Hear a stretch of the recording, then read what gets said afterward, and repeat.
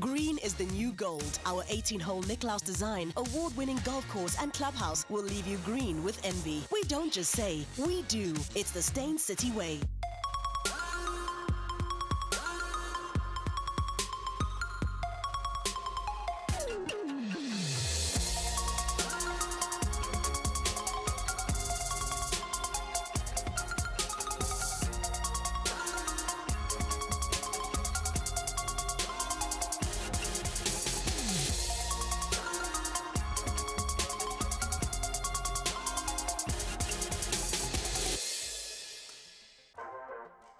Good day and welcome to Real Talk. I am your host, Anele, and our guest today is a warm-hearted, loving rock of a woman who, after having suffered the unimaginable and the heart-wrenching shock of the untimely death of her husband, Sifiso Ncwane, last year, she is sitting here stronger, radiant, and more in tune with her higher being. Thank you so much for joining us. I posted your picture on Instagram to be like, she's on the show today, yes. Please watch. And one of the comments that stuck out for me was somebody saying, please give her a collective hug from the entire country. Oh, wow. You know, so wow. I was like, people, they don't forget about you. And I remember when it happened, it was like, I mean, we knew him because he sang our favorite songs. Oh, yes. And you guys were so warm and giving, but we just felt like we lost somebody we knew. So I think you must just know that the country, you're always in their thoughts. Thank you so much. Let's talk about Usisi wase Ndwedwe. Ndwedwe. Ndwedwe. Yes, Ndwedwe. Ndwedwe. Right? That's where you grew up? That's where I grew up, yes. With your grandmother? With my grandmother, yes. In the early 80s, grew up in the village of Ndwedwe. Ndwedwe, yes. Very deep rural areas where I was groomed by my grandmother, my late grandmother. I matriculated at Enombia High School. And then a year after, because my dad has passed on, so I had a dream of becoming Miss SA. Is that why you entered Miss Durban and yes. Miss Durban T? Yes. Okay, you had a plan. I like it. Well, when my dad passed away, so my mom told us that we no longer have money to go to university to further our studies. So my plan was, okay, so I've seen that there are so many opportunities. Yes. You've got this thing right. Exactly. Okay, yeah. so my eye was there. And I thought, you know what, let me just try modeling. Because it's something that I can do at the moment. And look at me, I don't know too bad. I can pull this off. By the grace of God, yes. But you know what? I believe that you were raised by your grandmother because every time I've seen you, you're always wearing your Sunday best. And only grandmothers raise people to be like that. Am I lying? It's Ayanda. Oh, exactly. Because I'm just like, no, man, every time, magazine, TV, awards, in the street, in a shop, right, you always look this impeccable. And that's a grandmother thing, right? Yeah, I think looking decent is one of the things as ones that to introduce, how you introduce yourself is not what you tell people. People look at you and they decide who you are. So it's very important how you present yourself. Yes, self-presentation. So your plan to do the pageants, how well did it work out for you? It did not go well with Miss. It did not go well with Miss S18. Yeah. Me and my friends, when we came to Joburg in 2002 for the finals, I could not make it, obviously. But then I fell in love with the city of Joburg. Okay. A friend of mine had a relative here in Joburg. So you could stay there? Then we stayed here in Joburg, and on the following Monday, we were supposed to go back home to Durban. And then she said, you know what, there are actresses, there's a Moyo restaurant opening in Melrose Arc. Yes. They're looking for young people to waitress. And we were like, what? We're in. We are in. Let's go try. Then we went on Monday. We were supposed to go home to Durban. Yeah. When we could not go back, I phoned my mom and I begged her, please, Mom, please go. Stay. Can I please? They let me stay only because there was an elder. Okay, your friend's relative? Yes, definitely. Okay. So I stayed in Joburg. That's how I came to Joburg. But now, what I want to know is, so you waitressing, I started waitressing. And you're a pretty girl. The Yes. men you're serving, don't they want to save you? Because you know men want to save pretty girls all the time. It's like, what's a girl like you doing in a place like this, serving passion fruit and lemonade? Do you know what I'm saying? Don't you get men who just want to save you when that happens? Well, it obviously happens all the time. It used to happen all the time. But my excitement was more of Staying in Joburg. staying in Joburg, you know, and making sure that come Friday, I want to deposit money from my mom, from my grandmother. I want to convince them and let them to let me stay in Joburg, because this city is beautiful and it's so lively. But I'm a deep rural girl area, you know. I'm from the deep rural areas of Ndwedwe, and here is this gorgeous city of Joburg, and like, okay, I'm loving this. So the people who were in Ndwedwe, right? Yes. You say that you didn't want to be a stat that ends up there and grows up there and works there. Yes. You were adamant from a young age that you're going to get out of here. I was definitely, because of the things that were happening around us when we were younger. So many horrible things were happening with women, the rape issues. Nobody was arrested. People were being raped. Families would get together and things would be sorted out. And then I've seen women losing their loved ones and being thrown out on the streets, and nobody's saying anything about it. And I made a promise to myself that I'm not going to be one of these girls. And one of the worst things that was happening at that time, it is a pity that is still happening as we speak in part of the rural areas of South Africa and Africa. Underage marriages. Arranged marriages. Oh, that killed me a lot.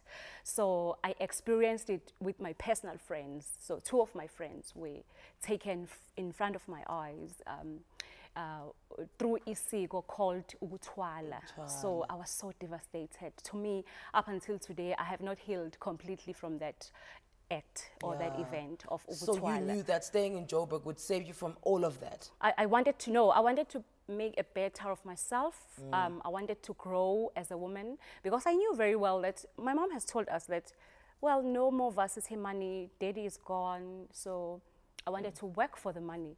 So only to find out God had totally different plans for me. So, so that's months later, I met Ncwane. Yes. What was your relationship with your dad like? Because when I look at your relationship with Ncwane, you know, even if somebody doesn't know your dad, they know that he set a benchmark where this is how my daughter is treated, and everyone else can. Either you are here or I go, you know. Well, unfortunately, we did not get time to spend with my dad. He loved us, but he left us very early. He passed on very early. I was only 12 years old. But you felt the love? I felt the love, yes, we did. Felt the love. He named me Emerald. So, oh, wow. Yes. That's an expensive name. That is my first name is Emerald, yes. So he named me Emerald, the precious one. So I look like him, so I'm always told that I look exactly like my dad, and when I look at his pictures, I'm like, oh, okay. He was such a charmer. I was about to say, like, if you look like your dad, then we're dealing with a handsome man here. Oh, yeah, we do. And your friends that know you from childhood, do you think they're surprised that you're sitting here, or did everyone always know, whoa, Ayanda, Sana, destined for great things? Most of my friends, they knew that I wanted something different in life. I wanted something more great, because my grandmother taught us to be different and be great. So she was all about greatness. So my friends, when we were talking, I remember in grade 12, Miss Misongo, our class teacher, used to ask everybody, well, time is up, guys. What are your plans? What are you going to be? So for me, I didn't want to be a teacher, because my dad was a teacher, but you know, things were not going well. My my aunt was a nurse, but she did not blow up. So I wanted something that's going to make me grow, not for myself, for everyone to around come you. back to my village, because I wanted to change. The core was to change the situation around my village. Yeah. All right. So legend has it that the day Ubaba Ncwane met her was the day he said he would marry her. Don't you just melt at that story? We find out about the day these two lovebirds met and ultimately fell in love after the break.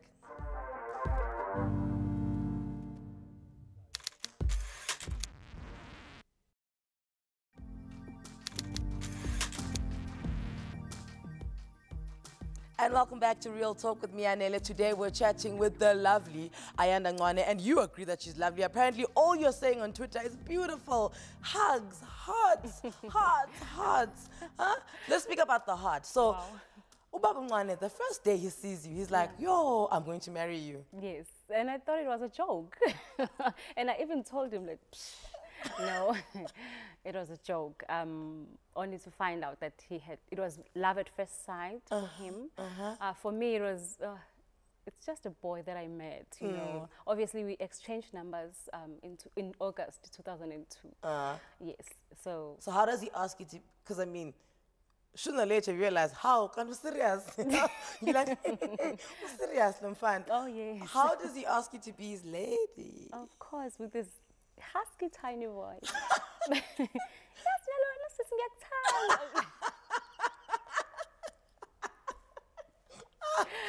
Obviously, I laughed. I'm like,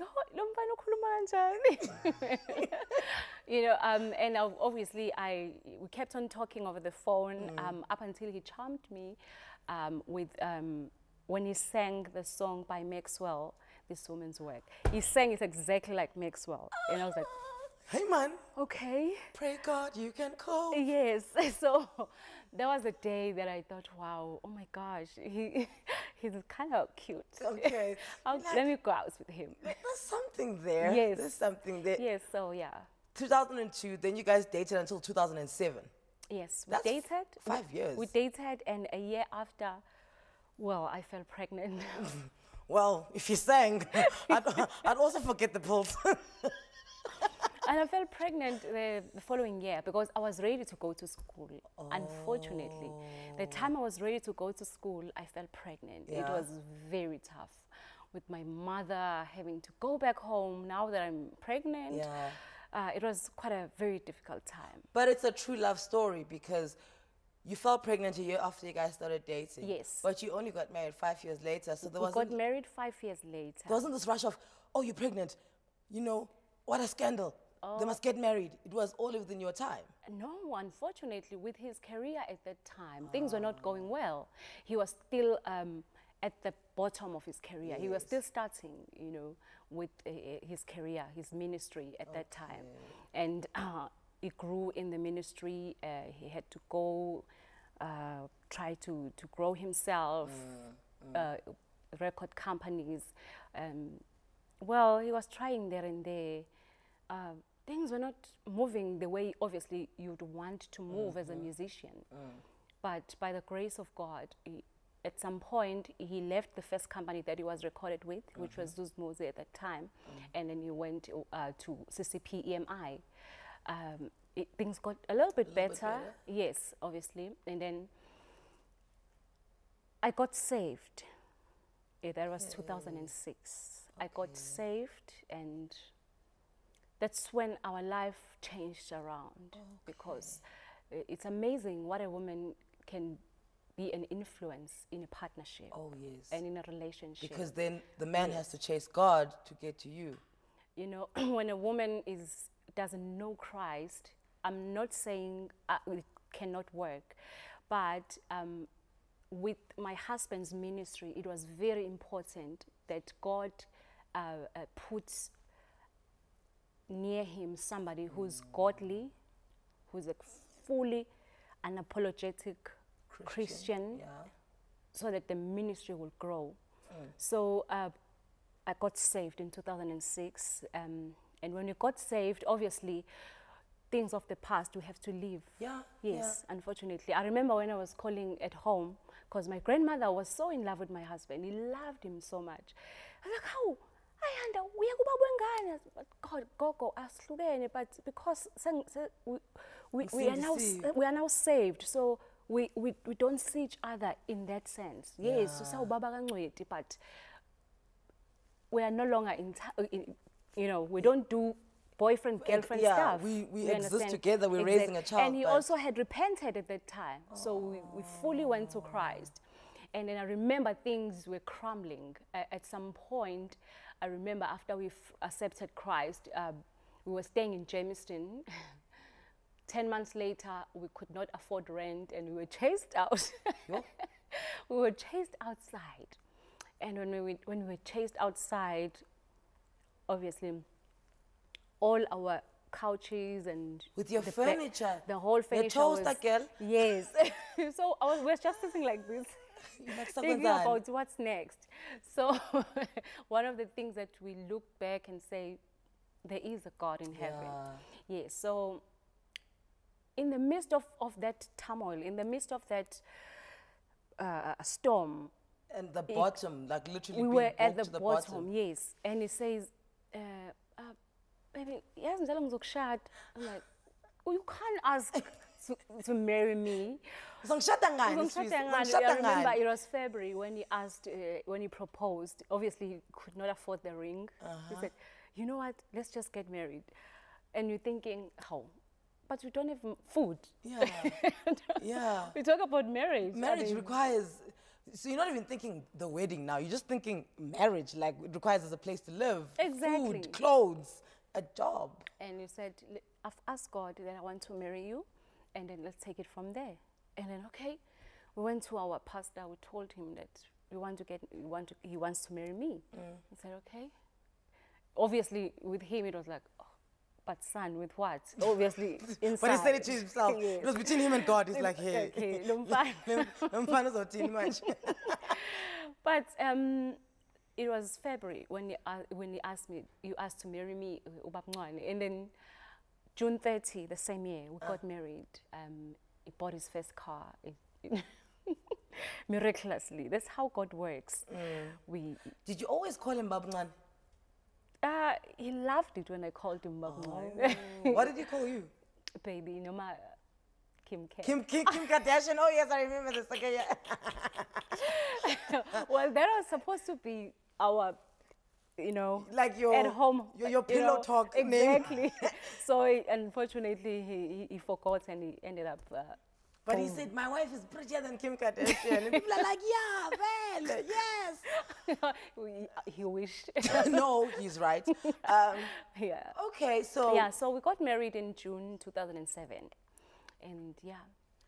So you've got 2 kids. So obviously you saw him being a dad with the first child where it was quite, you know, there was a bit of turmoil. Yes. And then when you gave birth to the second child, I mean, he was always a dad.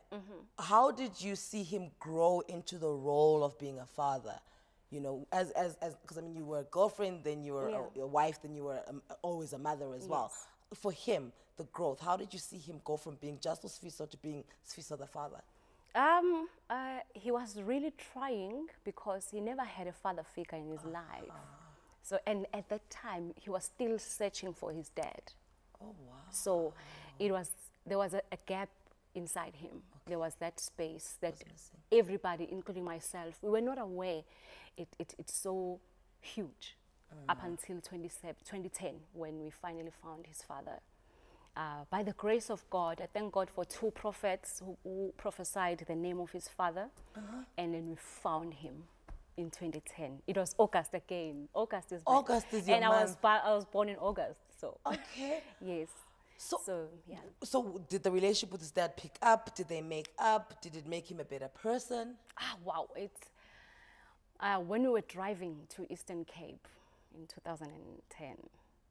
I remember it was World Cup. It was very very cold in Eastern Cape. We driving to Eastern Cape, and he just knew because so many people were approaching him.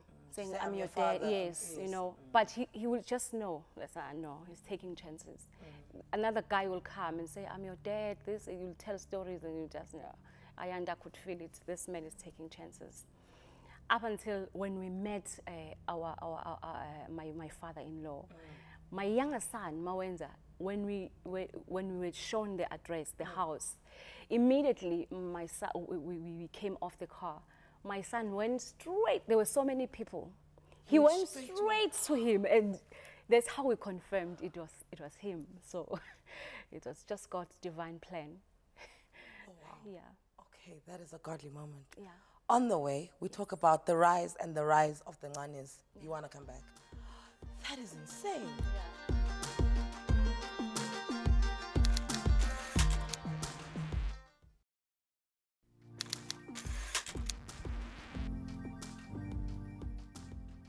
I'm sure you were like, when are they coming back from the ad break? Welcome back, Real Talk on SABC3, where the stage is yours. Still with me on the couch. What a godly moment, Ayanda Ncwane. So 2013 was the rise and the rise of the Ncwanes, eh? Oh, wow, yes. So you guys won every award. I think, I mean, you think, okay, so 2010 things were going right and he found his father, but for me, 2013 solidified you guys as, you know, and Sifiso as a household name, as a powerhouse in gospel, and I'm sure it solidified his ministry as well. Oh, definitely, definitely. 2013 was, as you are saying, Anele, a very big year for us. Very overwhelming and challenging at the same time. We were not ready that the album was going to do that well. Yeah, okay. Yes, and we are working together as a couple. When did you start managing him? When we started the company together in 2009. Ncwane Communications. Ncwane Communications. Yes. So we decided that we are going to work very hard. So he said, baby, you're going to manage me. So that's how it started.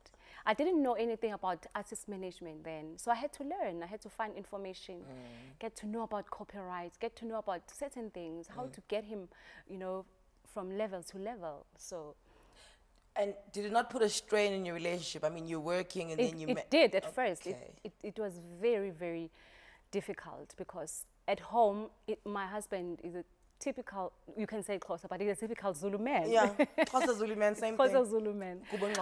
He wants me to cook at home. So go travel, and when you come back, he would still expect me to be a wife at home, and actually he needs cooked food. So it was very strenuous. That's why we lost a lot on our kids when they were younger. We lost quite a lot on Ndwedwe and Mawenza. We could not spend enough time. So they were more like my elder sister's kids and my mother's children. So my siblings were really, really helping us a lot when we were finding our footing. Yeah, putting the foundation on. Putting the foundation was very difficult, but it's something that we really wanted to do, and we were so hungry to see the gospel industry growing, so we were ready to take every single risk available out there together. So yeah. What a beautiful story. Yeah. So could you tell him things like, Baba Ncwane, you're working too hard, calm down? I think when things are coming all right, when you're getting what you want, you don't want to stop. That is the reality. You just don't want to stop. When you have achieved this, you say, we'll rest it. Next holiday. Let's just take this one. We're definitely taking a holiday.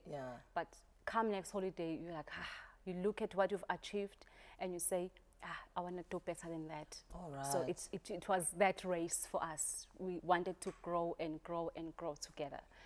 By the grace of God, we were trying our level best. And also what was what we wanted, what we saw a gap between the gospel industry and other genres. And we thought, because I had done my research, and I found out that gospel music, no offense to anyone, sells the most. Is the biggest genre in Africa. Yes, sorry. Sorry about it, but it's true. In terms of everything, for that matter. So we said, you know what, let's not limit ourselves to the church people or Christian people.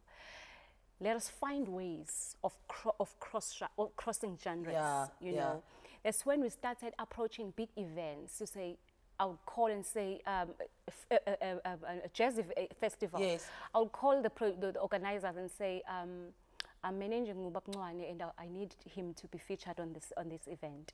It's how it started. And first few big festivals, Oma Kofe, Deben, Hazelmere Jazz, they know, they are witnesses, they've seen what he has done. When he goes to that stage, it would just erupt. My goodness. So we wanted to take those risks. We didn't want to limit ourselves to say, we are gospel, we belong to only the church community. No, we wanted to go. And I remember when we were saying, baby, how about we go and do Live Amp? I know, Live Amp was a big thing. Yes. The Live Amp, because I mean, Live Amp is hip hop, yes, and Iqom, and Ikwaito, exactly, and then Ubab Ncwane is there. We're like, how? First gospel artist. We said, let's do it. Okay, let's do it. Because we're married, we stay up until early hours of the morning trying to beat our, our previous level. Yes. So we say, okay, babe, let's do it. It's fine. Let's go to Joburg. We'll drive to Joburg because he hated flying. Okay. We'll just drive to Joburg and call and find out, guys, where are the live offices? We want to go there, and we'll just go and ask. And they say, Sifiso, on Live Amp, but he sings gospel. We said, let us try. Try us, please. And I thank God for Kulungile Baba, because it gave us, especially when he won Record of the Year award. At the Summers.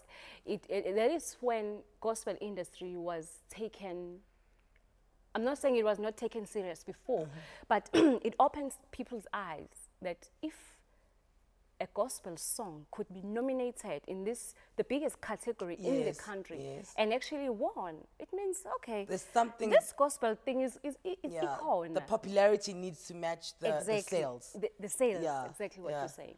So Live Amp, they gave us a chance. And then from there, we were not unstoppable. We were unstoppable. We were unstoppable. We moved from one show to the other. We would just dream of something, and we say, okay, what are we waiting for? Let's go. So he went to go do an event in Limpopo, right? Yes. And you heard that from his band members that he wasn't feeling well. Yeah. Do you call him and say, Baba Ncwane, alright, what's going on? I'm a concerned wife. What's going on? Baba Ncwane and I called each other, you would swear we are girlfriend and boyfriend, because you are. Every single thing, you would say, okay, wait, let me call my wife first. People know, they even hated me for that. So for Nelu Ayanda, yeah, he said, oh, wait, let me call. So he called me and said, baby, I'm not feeling okay. And I asked him, are you going to be able to go on stage? And he said, yeah, I'll try. But I feel so dizzy and tired. That is last year, on the 3rd, when he was booked in Limpopo. And then he went on stage and performed. After he had performed, he got more tired. I remember he said, nothing is sore, but he just feels like he's tired. That's exactly what he was saying. Yeah. So he came home around 5 a.m. because he drove back from Limpopo. He didn't want to sleep in Limpopo. He refused to sleep in Limpopo. So he drove back to sleep at home. So I asked him, how are you? And he said, babe, I'm fine, but let me rest. And then he rested, he slept. And then around 11, I woke him up because he had to go to a Kaya FM event. Yes. 11 at night or 11 in the morning? In the morning, okay, yeah. Yes. And then he ate, and then they showered with the guys that he works with, and then they rushed to the Kaya FM event. The guys that he worked with, they're always around. Like, every time you tell a story, like, they're there. Yes, they are. They are more like the brothers to Ubab. Yes. Okay, so they don't, like, drop him off and then go somewhere else. No. I just feel like they're always there. No, they're always around you. They're always there because they were always there. Well, they were always there because they were always wherever we go, we were always working. So for us, work and play, it was the same thing. Yeah. Okay. So we're going to take a quick break. When we come back, we will talk about the day that changed Ayanda's life forever.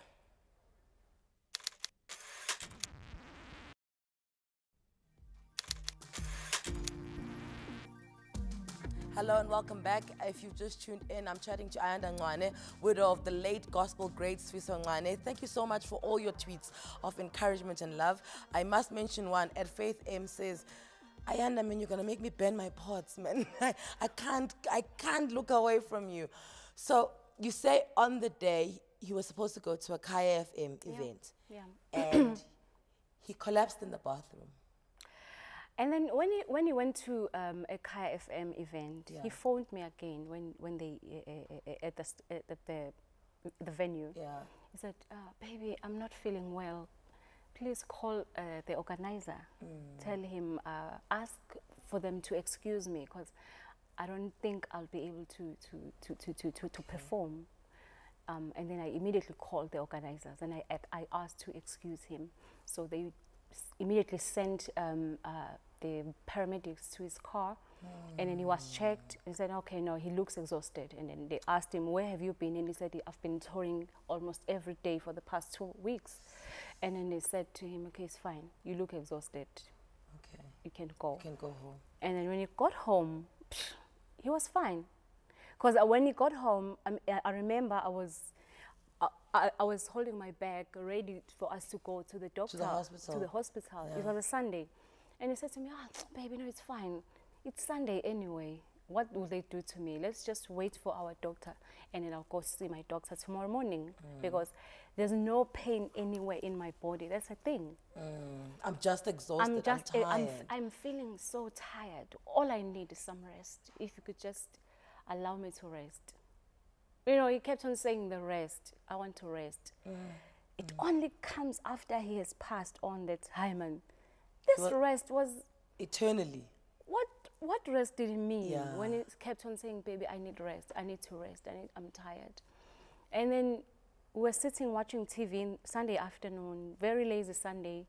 I don't know if it was such a coincidence or what, but we were talking about marriages. Why the enemy is in a mission to destroy marriages so much. It's like in the kingdom of darkness, the enemy has made it the #1 priority to just destroy marriages, families, especially families for young people. So we're just discussing that topic in the house. And he said, okay. He didn't even say, I'm going to the bathroom. He just stood on the couch and then he went to the bathroom. Not dizzy, nothing, because he had come down because he had rested. And you are now feeling better about not going to the hospital, right? So I'm feeling better because he looks better. We are talking. You know, the way he was looking at me, I was telling my friends and my family that there was such a way that he was looking at me. So at that point, it's like, oh, he's being his charmful self. Only to find out that he was looking at me and say, only if you knew what's about to happen. What's about to happen. Like that sad look in his eyes. Because he even said to me, are you pregnant? I'm like, because we were trying for a baby girl. So I said, oh, I'm sorry, babe. No, I'm not yet pregnant. He said, oh, okay, no, it's fine. He said, oh, why are you so beautiful? I'm like, oh, okay. He's being his charming self. So minutes later, I think it was to 7, because I had just switched on the lights in the house, and then he went to the bathroom, and then that's when he fell in the bathroom. So it was a very minor seizure, I must say, not a major. But you were throwing water on him, trying to wake him up. Yes, definitely. Yeah. I had, fortunately, the guys that he sings with, they were still at home. I called them, we threw water on him. Obviously, I was praying, and then he asked, what happened, baby? And I told him, you just fell and collapsed in the bathroom. That's what happened. Did that give you a little bit of hope that, you know, you didn't have to take him to the hospital unconscious, that he woke up after? No, he woke up in us, because he kept on, what happened? Because he saw all of us on top of him, trying to wake him up. Exactly. Did you take him to the hospital Immediately. Then? Immediately. We called the paramedics, and then we took him straight to the hospital. And in the hospital, they found out, okay, first thing first, I said, go check his heart. Because he'd had heart problems before. He had a heart problem before. Yeah. They went to the CT scan, and they checked the brain, obviously because he had a seizure. Yeah, oxygen. The brain is fine. The heart, they checked the heart. The heart is perfectly fine, because there's something that I was more concerned about. And then they said they are picking up something on his, it's like he's got a major kidney infection. Oh, wow. they asked for a permission, obviously, to start him on antibiotic immediately. Okay. So they started immediately with the antibiotics and to flush the infection out, yeah. Yes, on the system. So obviously I'm sitting there holding his hand because he kept on moving and you know, hard, like somebody who's being shaken by a very heavy force. So 2-3 hours later, I'm told, ma'am, we need to rush your husband to the ICU. And I'm asking, why? And I'm told the kidneys are failing, like completely failing. And then we had to check, what did he eat? So now you're asking everyone that was with him? I'm asking now the guys who have been traveling with him the entire week. Guys, think, because he's very careful and particular about the food that he takes. And he drinks a lot of water. So him and kidneys, I wouldn't even think about it. It's the last thing on your mind. It's the last thing on my mind. So we had to check with the boys. Guys, think, did he eat something maybe? And then I was rushing him to the ICU. Hours later, it was 11 midnight, got admitted to the ICU because he kept on shaking, and a bit confused. And then so that's how that's when they sedated him. So then I sat there for up until early hours of the morning. Early hours of the morning, I'm told, ma'am, you can go home. You can go home. They told you this at 4 o'clock, ne? 4 o'clock. Go home, ma'am. Rest. Come back in the morning. Then you will be transferred to another doctor who will take care of him going forward. Then I'm coming back in the morning, 8 o'clock, 8:30. So we are still busy discussing, since he had the kidney that just collapsed. Yes. So ways to care for him when he comes So home. where to from now? Okay. Like the medication. So I'm being told, okay, now, ma'am, this is how it's going to happen. Going to monitor him very well. He's going to be in the hospital for some time. And then from there, you take him home. And then when you go home, you're going to continue with the antibiotic course. So at that point in time, nothing talks to you saying, okay, you think the worst is over. And besides the fact that I was feeling so nervous, it's like something, I was feeling the breeze around me that was so abnormal. I'm only remembering after I was told the message that the breeze I was feeling, because my knees were crumbling. I could not stand still. But I didn't know what was the fear behind, this major fear. We had prayed. I had called everybody that I pray with to say, guys, pray. My husband just got admitted in the hospital. And then while we are busy talking with the doctor, she's still explaining to me, and now that your husband, we need to. And then a nurse grabbed me with the arm outside the curtains. Grabbed me outside. Few minutes later, the doctor is coming to me, looking at me in the eyes. Ma'am, I am so sorry. Your husband just passed away. Obviously, I was like, no, not my husband, not the one that I came here with. So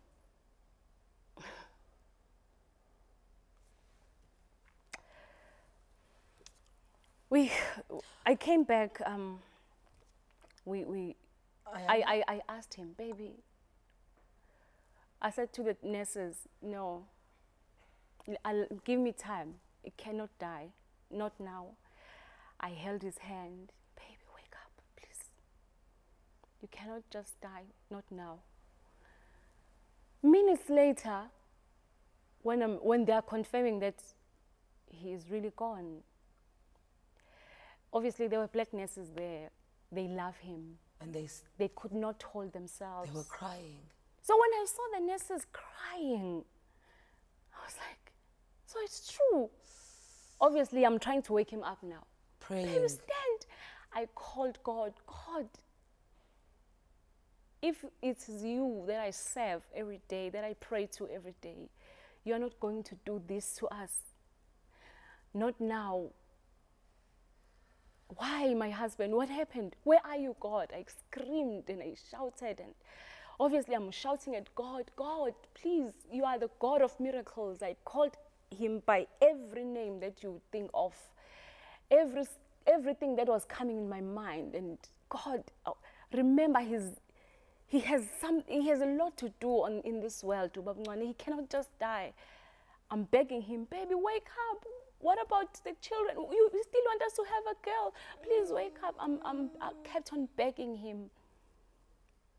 Minutes went by, up until it was an hour later. My timing is terrible. I have to take an ad break. I'm so sorry. And, we'll be back. Sorry, my timing is shocking.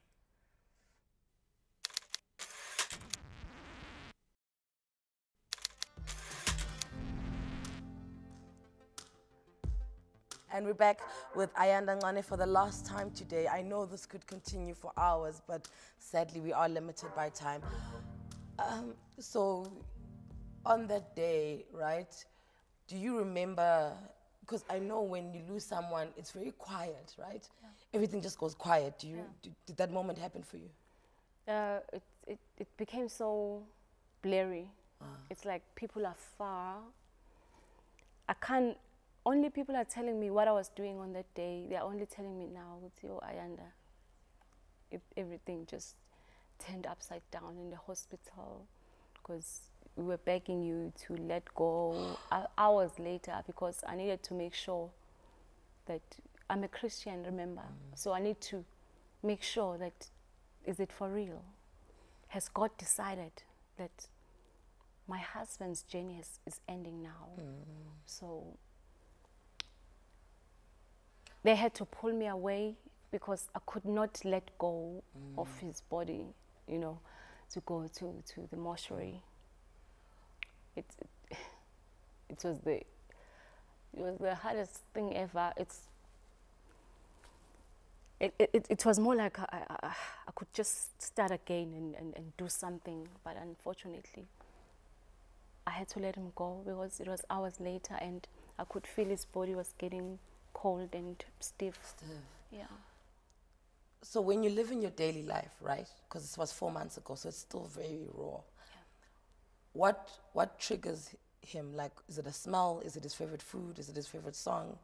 Is it his children? What? Everything, you know. The past 4 months are still very difficult. It's just a choice that I made to stand up, because I have a lot on my shoulder. The company that I need to run. I have 2 children that I need to raise. We did not have a say or a madam. So if I continue to collapse and sleep and continue to feel sorry for myself. Who carries on with his name? And carry on with his powerful legacy. His fans are going to say, I failed him. Because Ayanda, you can't be that hard on yourself, though. I know, but I think because we've worked together for a very long time, so I cannot just let everything go like that. I could not let our employees, because they said to me in January, Madam, go cry, weep, roll down, do everything. But when you come back, we are here. Lead us. So what's happening on Saturday? I hear there's something on Saturday that you're putting together. Yeah, we are definitely, tomorrow is my husband's birthday. Yes, he was born on the 21st of April. It's going to be the first birthday with a different address, of course. So it's going to be very difficult, just like the first Valentine's. Without him, obviously I locked myself in the room the entire day. I didn't want to do anything or see anyone. I was just, every little thing it's a reminder on every single day. We wake up every morning and you realize, man, my husband is no longer coming back home. You wake up the second day, oh my goodness. You want to you cook and dish You up. want to dish up food for him. You take his plate and you realize immediately you're holding it. It's no longer coming back home. So those are very sad moments, and they are reminders. Like you when you are a widow, I thank God for chapter 10. We have planned to write a book and release it on our anniversary in June this year, talking about our marriage, our trials, our tribulations, and the whole journey as a couple, individually, the business. But you sing. Are you going to write a song for him? And no. Come on. I can't sing. So even at this tribute concert on Saturday, you're not going to sing? I wish I could, but I can't sing. Where's the concert? I have to go, but I want to know where the concert is, because I want everyone to support you. The concert is down in Ncwane, where he was raised. Okay. Yes. We are gathering with the whole community of Ncwane. We are remembering his life, his legacy. We are celebrating. This is the concert that we do every year. Okay. Every time he celebrates his birthday with his community. So again this year we thought, why stop? Let us go back, even though my husband is not there, but let us go back and continue with his powerful legacy. There is a Sifiso Ncwane tournament, soccer tournament, netball tournament. The young kids, the youth of the Ncwane community, where he grew up, he kept on going back and you know, motivating them through sport and music, obviously, because he was a lover of art. So on Saturday, we will be doing that, and we will be having a gospel concert. It's free. People can come. Your Twitter handle, it's at Ayanda Ncwane. At Ayanda Nwane SA. Yes. Okay, at Ayanda Nwane SA. Yes. That's where you can get all the details. Yes. Please go and follow her, support her, because obviously we're carrying on with his legacy, the legacy of Sifiso Ncwane. Ayanda, thank you so much for your time. Unfortunately, we've come to the end of the show. I'm so sorry. Thank you so much to my guest, Ayanda. This is very raw for her. Don't forget that you at home, after this, when you've dried your eyes, you've still got time to enter the at-home competition. Simply follow the instructions on the screen. And who knows, tomorrow you might be a winner. You win yourself a 5,000 Rand e-gift card from me. Oh, thank you so much for joining us. This has been wonderful. Ayanda, you have been wonderful. Yeah, Mama, thank you so much. Thank you.